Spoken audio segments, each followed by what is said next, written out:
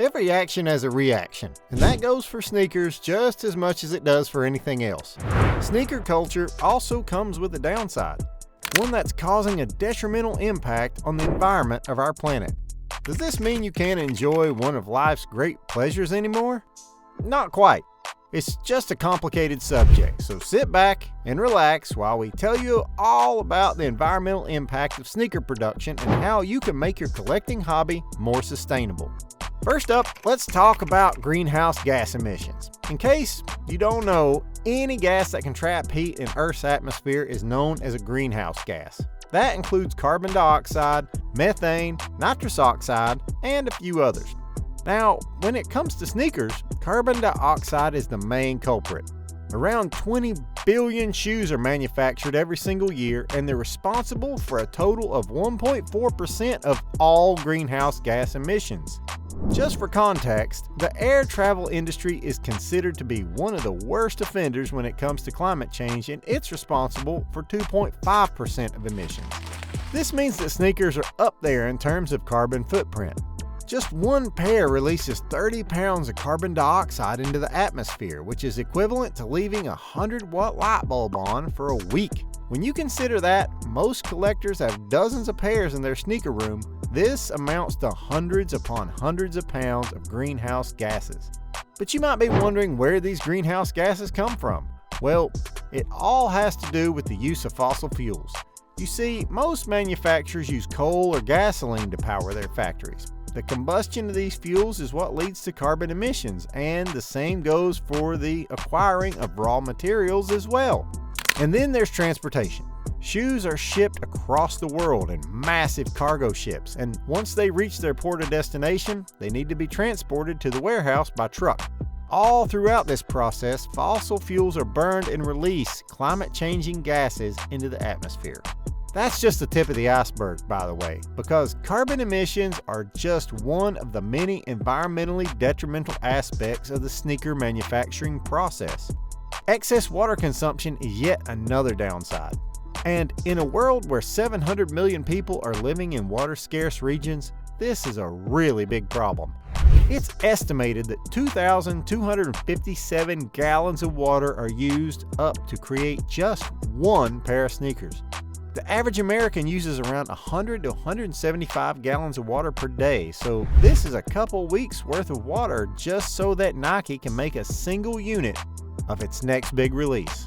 This water is used for fabric dyeing and other aspects of the material manufacturing, and the impact can be devastating. We're talking habitat destruction, increased resource scarcity, and much more. And then, of course, there's the question of where the wastewater goes after the sneakers have been made. That's another wrinkle that adds to the complexity of the environmental damage your footwear can cause. This wastewater can cause extreme damage, and with the immense quantity used every day, the damage can be exponential. All the dyes and solvents that go into the wastewater can do a real number on natural habitats. They make the water hostile to natural life, and while the damage can be mitigated through proper treatment, you can't always rely on factories to obey the rules. It's not just poisons being pumped into the world's waterways that we need to worry about. Basic organic compounds that get added into the water during the manufacturing process are actually quite beneficial for life, except it's the wrong kind of life. Ho ho ho, hold your horses. We plug a lot of people, but this is something that even we can't do. Hit that subscribe button and plug yourself with the most diverse and interesting sneaker content there is. And now, back to the video. Algae can gobble up these nutrients and bloom in vast numbers on the surface of the water, and that's bad news for any fish living below.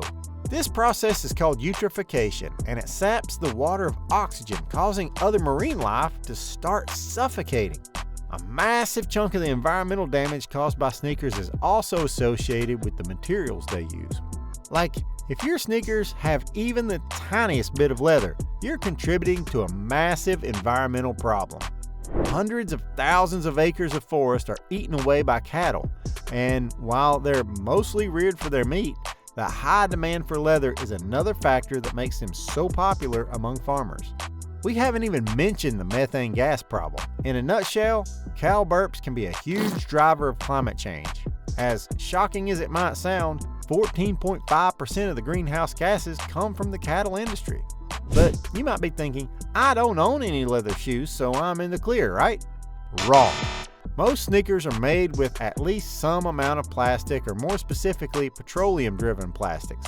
You can already see the problem here. If petroleum is used to create these raw materials, it's already increasing the amount of habitat-destroying excavation occurring around the world, not to mention the harmful impact of burning the fossil fuel. Okay, so far we've discussed carbon emissions, water use, and the impact of wastewater, as well as the materials. But there's one final aspect of the environmental impact that we need to cover, and it might just be the most significant of all. We're talking about their disposal. Once you've worn your sneakers out, you'll probably toss them into the trash. Unfortunately, that can cause a whole host of side effects. Most of the materials used in sneakers can't be recycled, so it's pretty likely that they'll just end up in a landfill.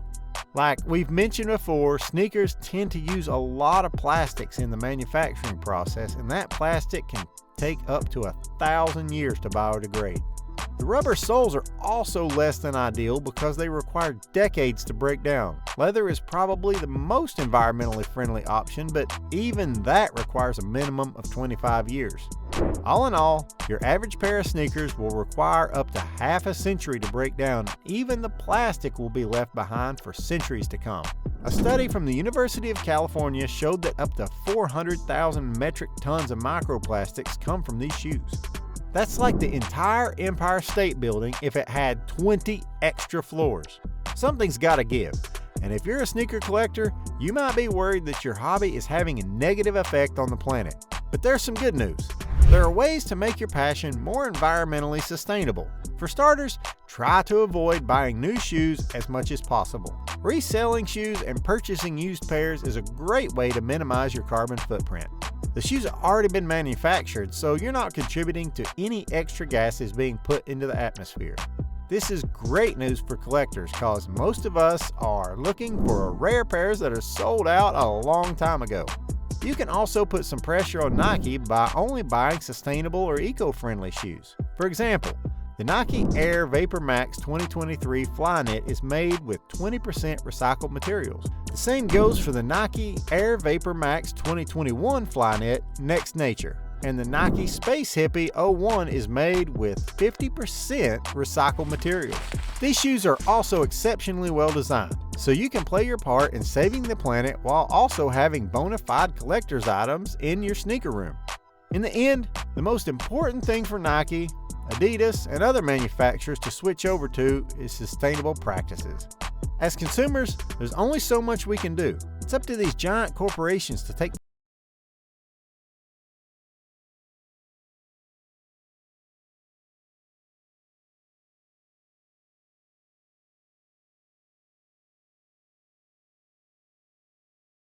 sustainability programs. Even so, there are signs that the industry is moving in the right direction. Adidas partnered up with Parley for the Oceans to create a pair of sneakers with plastic waste from the sea. Nike transformed 6